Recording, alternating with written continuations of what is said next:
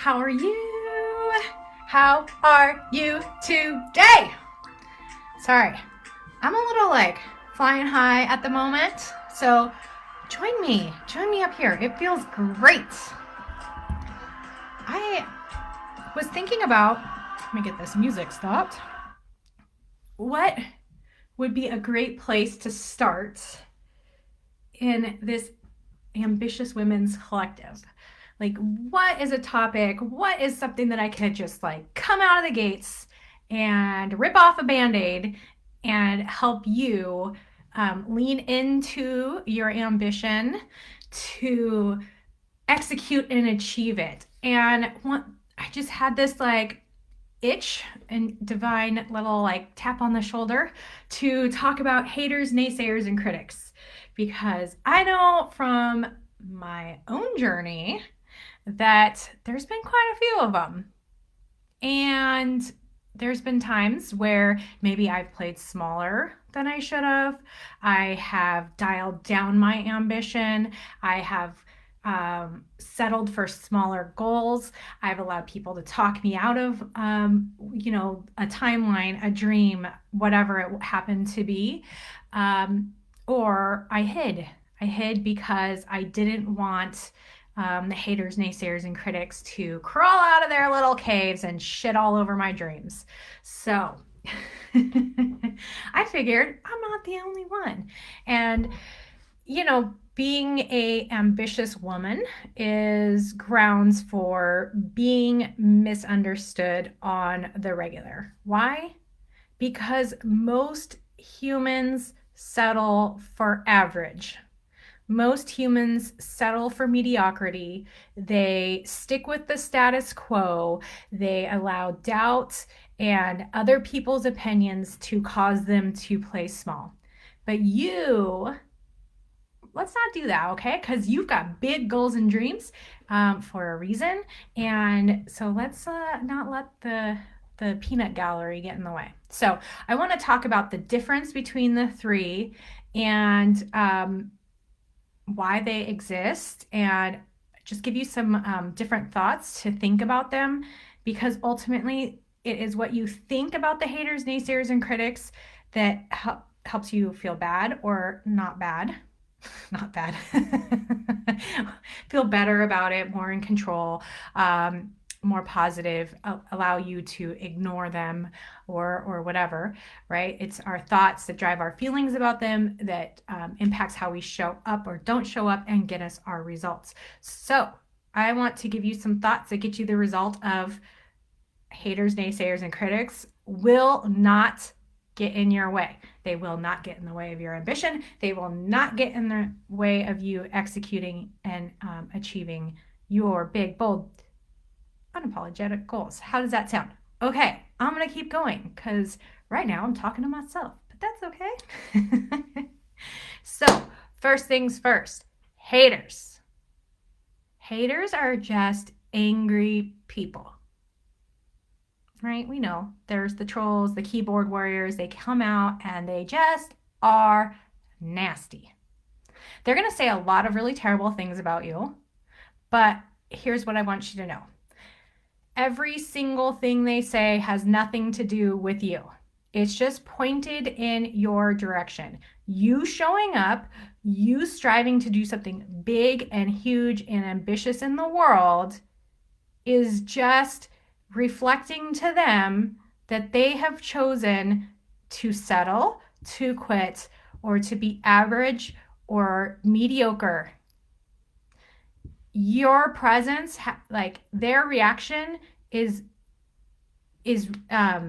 to you, but it has nothing to do with you. They see your success, they see your ambition, they see how you show up in the world as evidence for why they are a shitty human being who's made poor decisions, poor life choices, etc., etc. So unfortunately, all of that anger that they have, all that disappointment they have, all that frustration, all that hate, all that nastiness that they have for themselves, they are choosing to point at you. I have a policy of not engaging with haters. And you know what's really interesting? I don't get a lot of haters. There is something energetically that happens when you decide, I do not have time, energy, or space to engage with haters, that like energetically, vibrationally gives off to them, don't fuck with me. That doesn't mean that as I grow my audience or that as you grow your audience, that they're not going to come out, right? It's this really gnarly, easy avenue online that people can just like, hey, their hate at you. But you need to make the decision that their comments, their hate isn't about you, and don't engage. Your wall, your comment feed, all of that is your front porch. My coach says, ain't nobody gonna shit on my front porch. And I love it, right? Like, she decides that her feed, her wall, her business page, all of it, that is her property, and she's not going to allow people to shit there. So if people want to come and post, first of all, she doesn't engage, and she's just going to delete them, right? You get to make that decision for yourself. Okay, that's the haters. We good? They're just nasty, angry, unhappy people. We ain't got time for them. Give that off, and they probably will go elsewhere where they'll find somebody who will argue back with them, right? Let them go somewhere else. Naysayers. Let's talk about these ones. Naysayers, these are probably the hardest because they are the people who are closest to us. They are our friends, our family, our acquaintances, our coworkers, the people who are in close proximity to us, who care about us, who love us, who want to protect us. Naysayers are going to try to talk you out of your big goals and dreams because they do not want to see you struggle. They don't want to see you do something hard. They don't want you to put yourself in risk. They don't want you to fail. They don't want you to hurt. Their comments to you are well intended, but it comes from their own smallness, right? A lot of the people in our life are not equally as ambitious. And there's nothing wrong with that. I'm not trying to say anything bad about them, but the people closest to you, just ask yourself, evaluate, is this the right person to be sharing my big, bold, unapologetic dreams with? Do they have the right credentials? Do they have the right experience? Are they the right person to hold space for your ambition? A lot of times they aren't. So when you go to them and you talk to them about your big goals and dreams, they're going to want to protect you and save you from yourself. They're going to say things like, be careful, watch yourself, maybe you shouldn't go so big. Ooh, that seems really hard, right? Like, it seems like it's loving and caring, and it's just coming from their own fear and misunderstanding. They are probably people who would never put themselves out there in the world like you want to in your life, in your business. Okay. So just be careful, because we often have a tendency to dial down our ambition as a form of people pleasing, right? We don't want them to be uncomfortable because they misunderstand our goals and dreams. We don't want them to be uncomfortable because our big goals and dreams scare them. We don't want them to be uncomfortable because they like worry about us. And so we dial down our ambition. We dial down our goals, potentially as a form of people pleasing. We hear their doubt, we hear their confusion, we hear their fear, and take ownership of that and say, oh my gosh, they don't think I can do it. Maybe I really can't. And sometimes this is very like subconscious, right? Like we think consciously and rationally that like, oh, it's okay, like they just don't understand.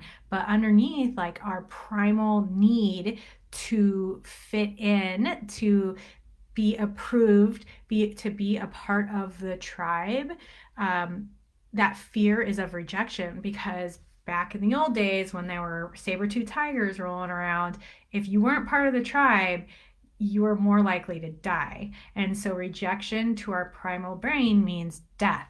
So the people closest to us, the people who love us the most, the people who are in our natural tribe, misunderstanding our goals and dreams, telling us to play it small, pushes on that I'm going to be rejected from the herd, I'm going to die.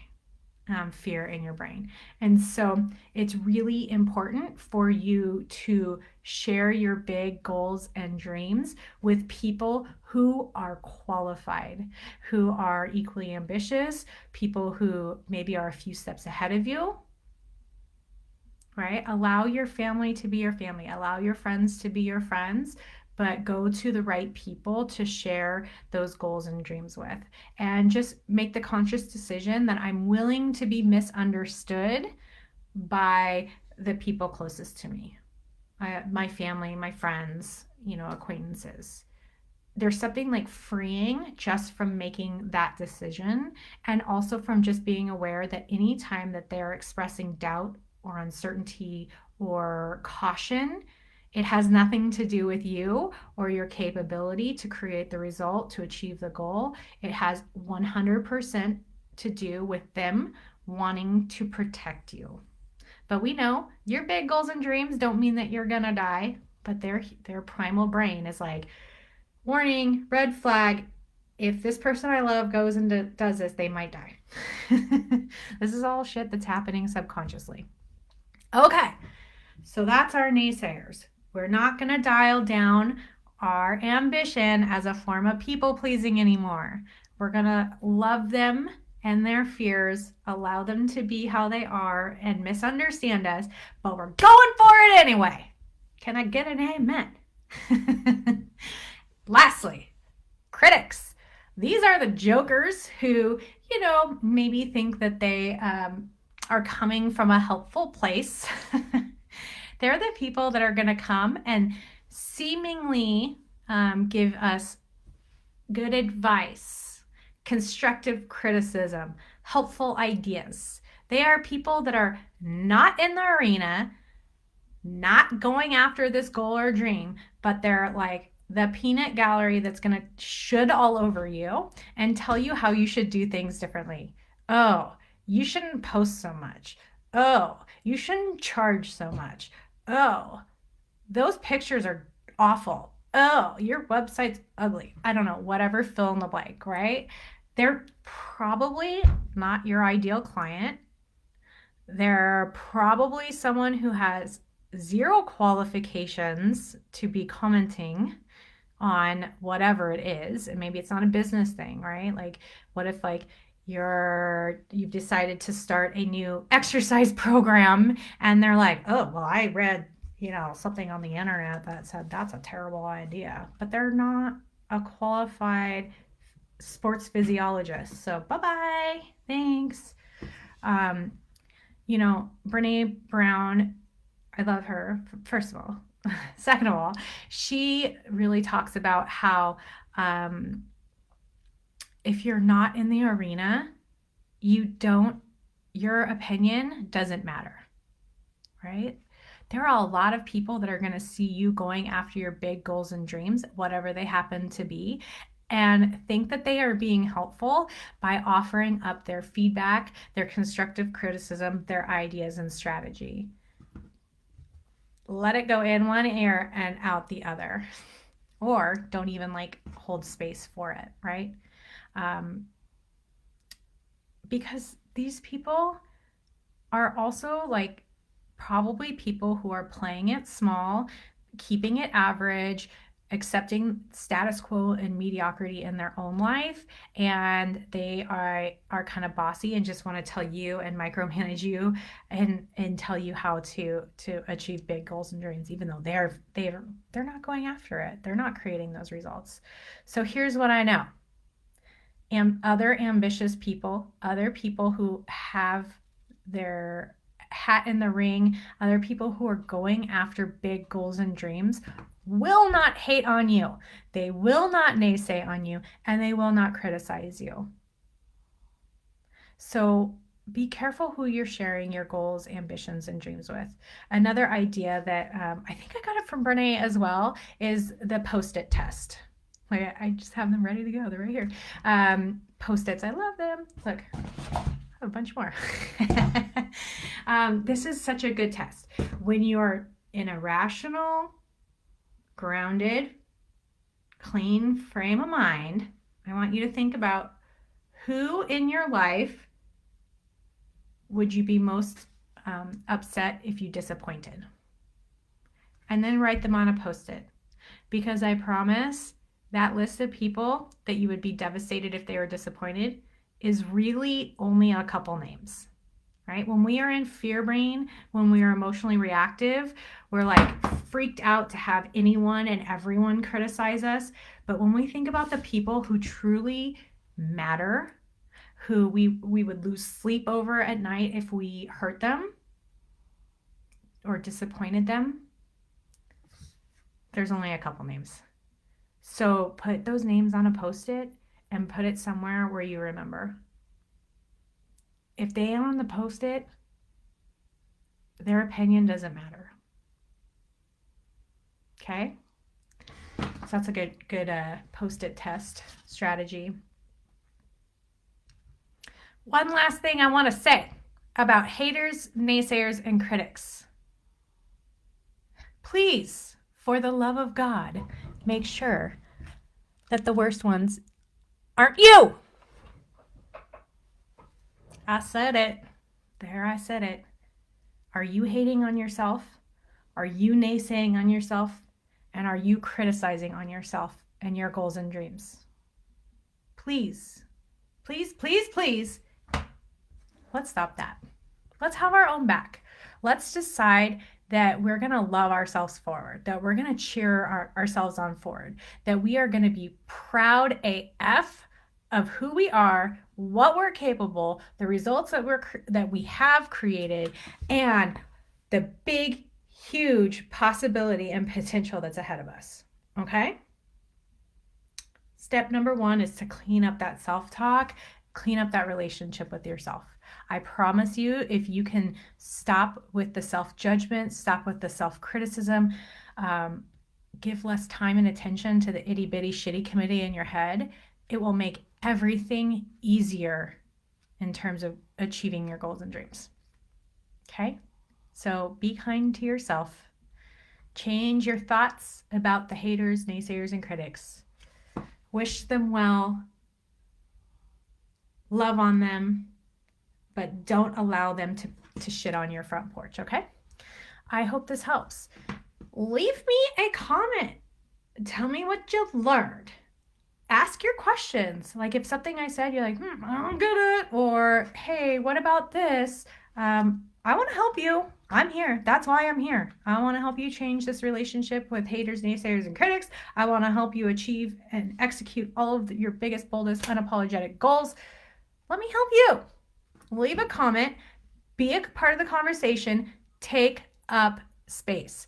Here in the Ambitious Women's Collective, this is a safe place to be seen, to be heard, to be wildly ambitious and insanely successful. There are no goals or dreams that are too big or too small, okay? So please don't judge yourself thinking that my goal's not big enough.